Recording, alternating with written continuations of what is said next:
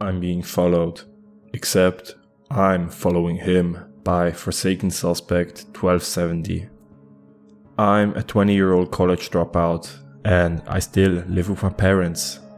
After I dropped out, I started working at this place near home. I don't have my license, so I don't have a car. My parents and I didn't have the best, most ideal relationship considering I dropped out after this last semester.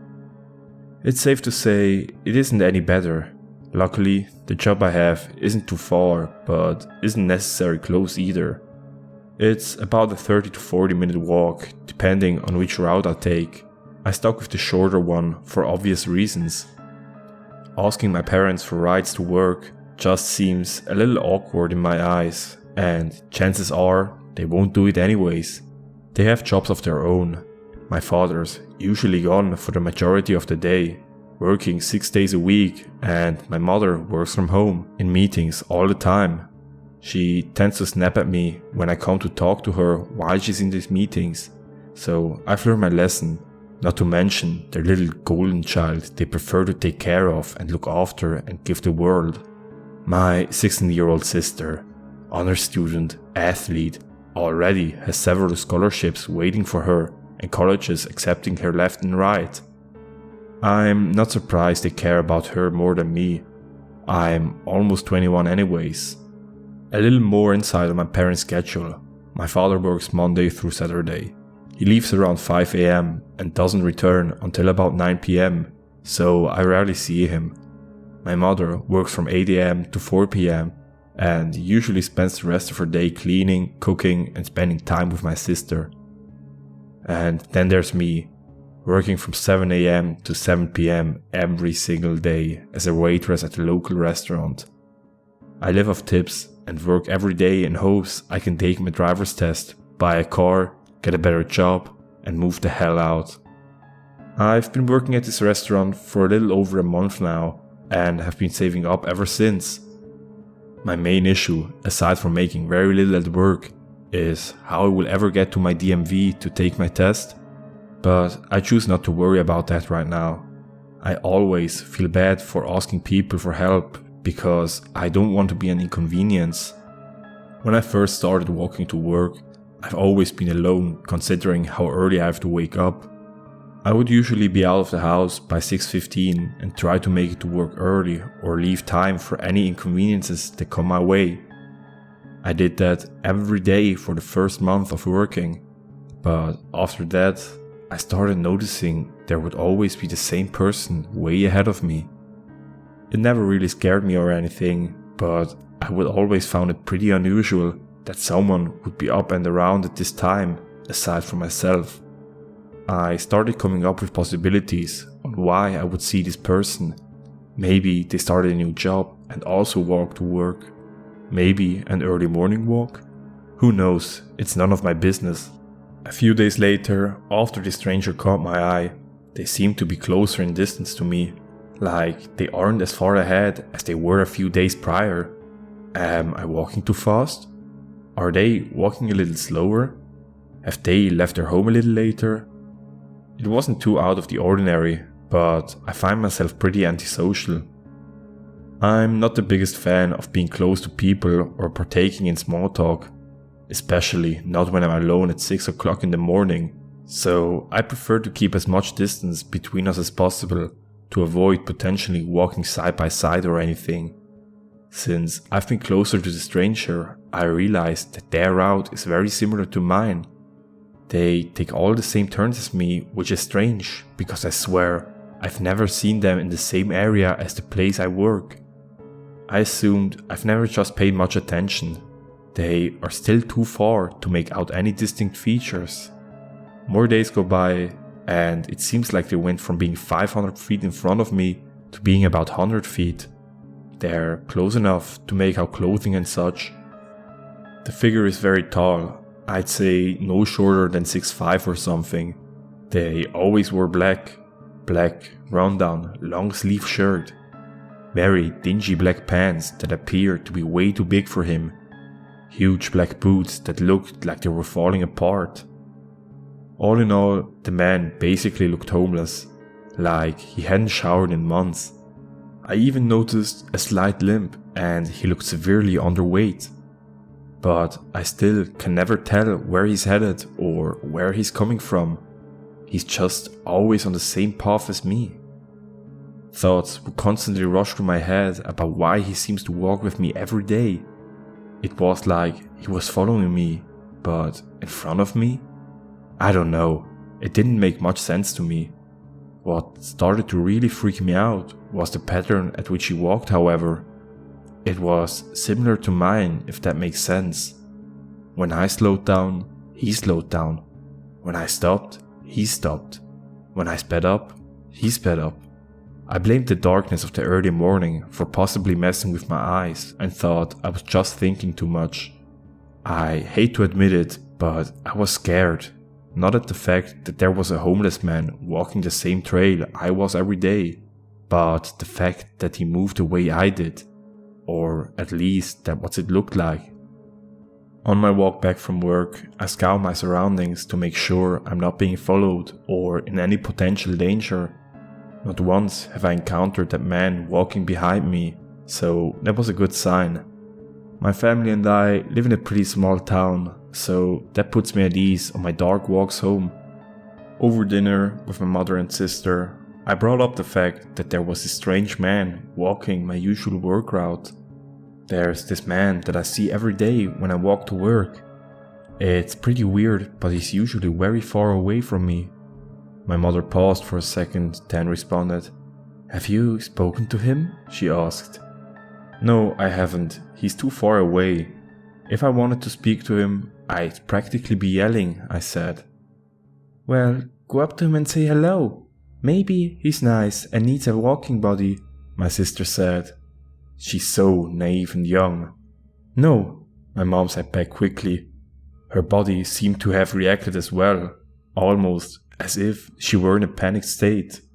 She cleared out her throat and continued, Just what does he look like? Have you gotten close enough to see his clothes?" she asked. Yeah, I have," I said hesitantly. "He wears all black, super tall, long and very dirty silver hair, I think. Can't see much of it though." My mom paused for a minute or two, felt like hours though. She looked like she was thinking. "Please, Reagan, whatever you do, do not speak to him if he ever gets close." My heart sank. What the hell did that mean? Does she know? How? I couldn't get a word out for some reason. She just got up and threw the rest of her food away, without even getting halfway through her plate, and went upstairs. "What was that about?" my sister asked, and I didn't have an answer for her. It was the next day, and I was about to leave for work. I barely got any sleep because I was thinking so much about my mother's reaction to what I told her last night. What does that reaction mean? Has she been aware of the strange man this whole time? I think it stressed me out more because she still expects me to walk to and from work every day. This is actually pretty terrifying. As I get ready for work, I keep my mother's advice in mind. Don't speak to him. That one sentence was running through my head like crazy. I decided to take the long way to work to avoid a possible encounter, so that means leaving earlier. I opened the front door and my heart sank into the ground. I stood paralyzed with fear as I saw the man down on our porch, slightly off to the left side on the sidewalk, facing the left. He was just standing there, not moving, as still as I was. I stood in the doorframe for what felt like an eternity, waiting on the strange man in the black to move, but he never did. Not until I took that first step out of the house. When I lifted my right foot up, he lifted his. He mimicked my next few steps after I slowly made my way down the steps.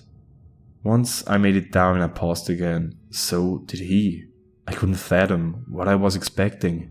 My heart was racing. I was probably no more than 15 feet behind this dirty, old homeless man. I was close enough to smell him, and he reeked. I couldn't even describe the smell, but it basically burned my nostrils. I moved my hand up to cover my nose and his hand goes up with mine. I think I've accepted the fact that he mimics every single of my movements. He continued to face forward, never turning to look at me, so I had no idea what this man's face looked like. I didn't realize how much time had gone by, as it was almost 6:30. There wasn't much time for me to take the long way, but what use would it be if he was there in front of me? I started on my journey a lot slower than I would like.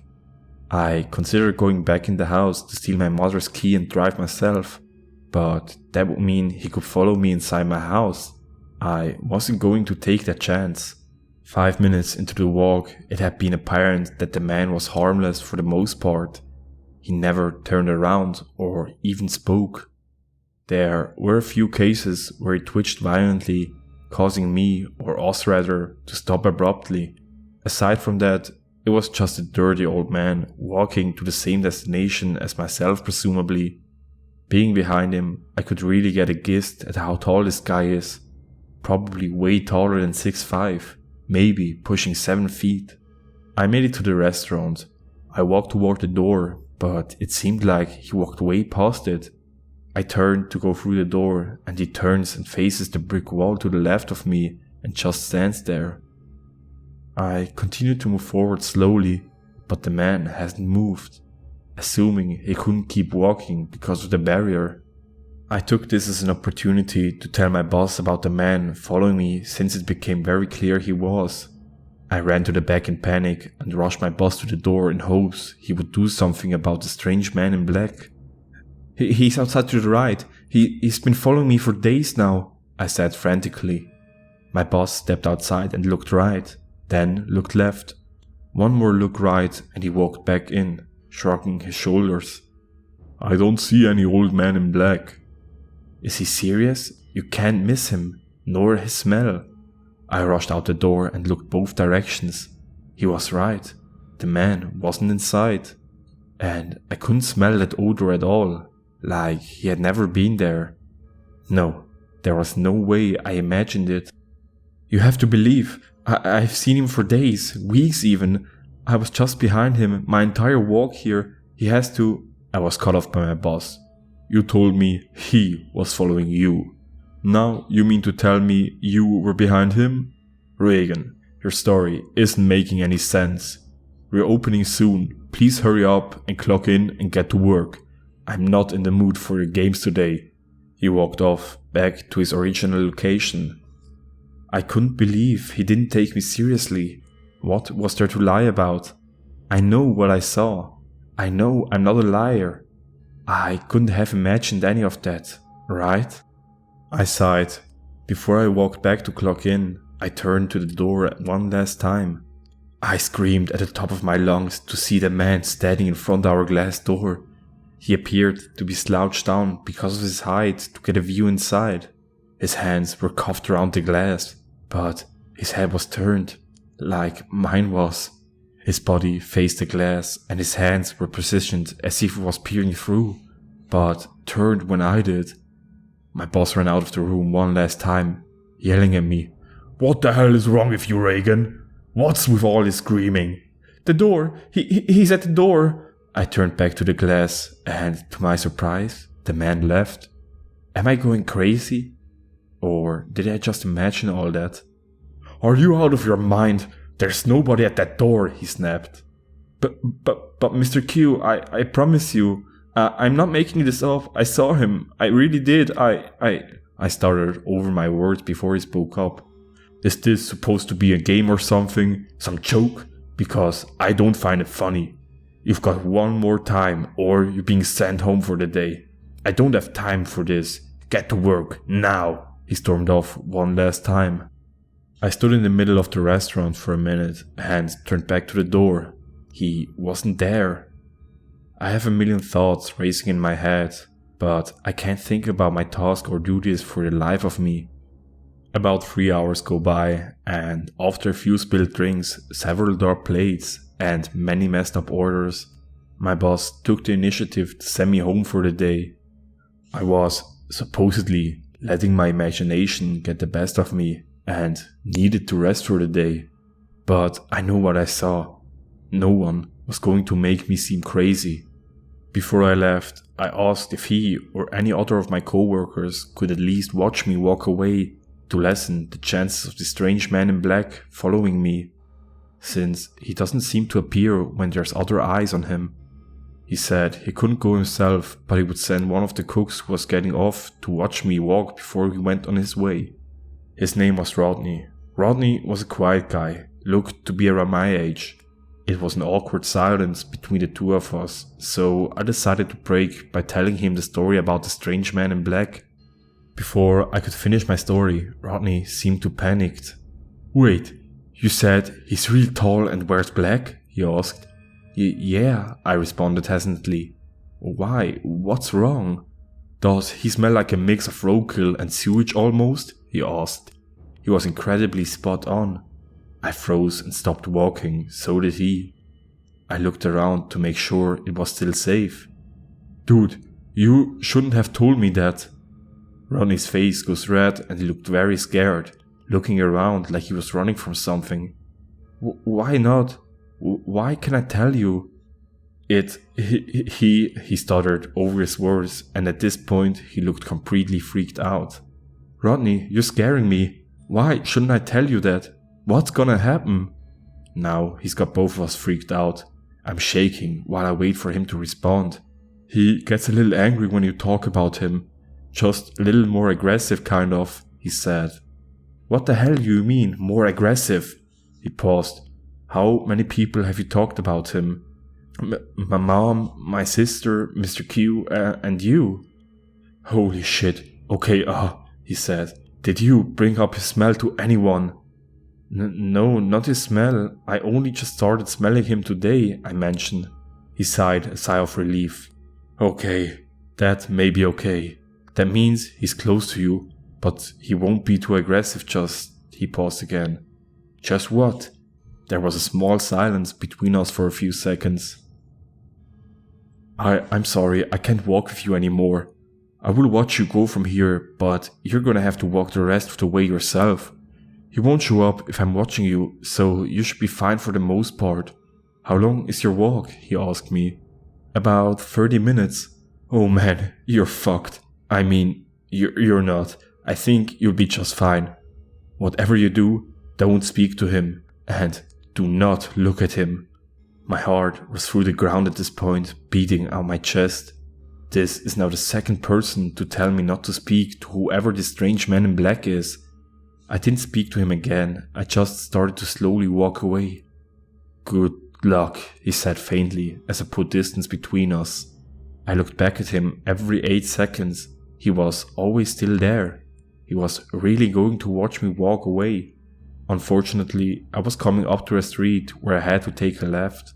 I crossed the street and turned left, my head still looking left and back across the street, where Rodney slowly started to disappear around the corner, giving me one last wave. I didn't want to face forward. It was like my face was stuck looking to my left. I felt a slow breeze brushing through my hair, which I found strange considering there wasn't a breeze anywhere else. I turned my head forward, and what I saw made my heart rush so fast I couldn't even tell it was beating anymore. To my right was a long, wrinkled, dirty face only a few centimeters away from my right cheeks. From the very corner of my eye I can see that the strange man in black was walking right beside me, not making a single sound with his steps. Body facing me, torso slouched down to be at the same height as me. He was walking sideways in a way, still keeping up with my steps, never missing a beat. His smell filled my nose and I was close to gagging and throwing up. I felt his breath on my face, and it sent chills down my spine every 2 seconds. My head and heart was racing. I almost passed out. My body felt heavy and lifeless, but was on autopilot. Just walking, even though I felt I couldn't control my limbs. Those 2 rules were rushing through my brain at the speed of light. Don't speak to him, don't look at him. It felt like I had been walking for hours, but I probably didn't get any further than a few feet. Don't speak to him, don't look at him. I can still see everything in my peripheral. The man's large wide eyes hadn't blinked since he started walking next to me. Don't speak to him, don't look at him. My mind couldn't fathom the amount of dread I had for this walk home. It was going to take 1,000,000 years with the strange man in black next to me. Don't speak to him. Don't look at him. When I thought it couldn't get any worse, he spoke. Why don't you speak to me? His voice croaked, deep, hoarse and slow. Don't speak to him. Don't look at him. I didn't dare to open my mouth to speak back. Don't speak to him. Don't look at him. Do I smell bad? His voice changed. Everything about it changed. It was higher, like a woman, not a horse or scratchy. Don't speak to him. Don't look at him. Hey, over here. His voice changed again. It was like a child's voice, but more distant. Like it was coming from past him, between the trees, and I noticed his mouth didn't open when he said that one. Don't speak to him. Don't look at him. You can trust me. Don't listen to what Ronnie and your mother said. Still in a distant child's voice. Don't speak to him. Don't look at him. I'll go away if you look at me and say hi. This was going to be a long walk. About 30 minutes passed and I was sweating bullets, shaking. The man hadn't moved from my side at all. Not an inch from my face. He spoke to me the entire walk. I felt like I was going crazy. I unlocked the door and walked in. My sister was sitting on the couch watching TV. I stood in the door frame, unable to move. I could see my sister smiling from the couch. "Hey, big sister," she said cheerfully, not looking at me. "Rachel, whatever you do, don't," she cut me off. "I already know, Reagan. I know about it all." Her glaze never left the TV. "Why did you think I told you to go up to him and say hello?" Her smile dropped. "But I see you're not as stupid as you seem." She knew. Everyone knew. My family knew. She wanted to sabotage me, get me kidnapped or fucking murdered. She knew. That little brat. Not only did fear run through my body, but so did anger. "What will happen if I look at him?" I asked. She didn't respond. "Rachel!" I yelled, not loud enough to disturb my mother's work. "Just look at him, say hello, he's nice," she said, smiling again. "Just look at him, say hello, he's nice." That sentence echoed to my right, same pitch as my sister's voice and everything. I was stuck. I didn't know what to do. What was there to do? It's currently 11:04 that same morning. The strange man in black is laying in my bed with me, still close as ever as I lay and type this. I'm numb to the smell of him, and I'm no longer scared. I feel nothing and everything at the same time. He keeps speaking to me. He sounds like my mother, my father, my sister, my boss, everyone I know. He says whatever he can get to make me look. Maybe one peek won't hurt, right?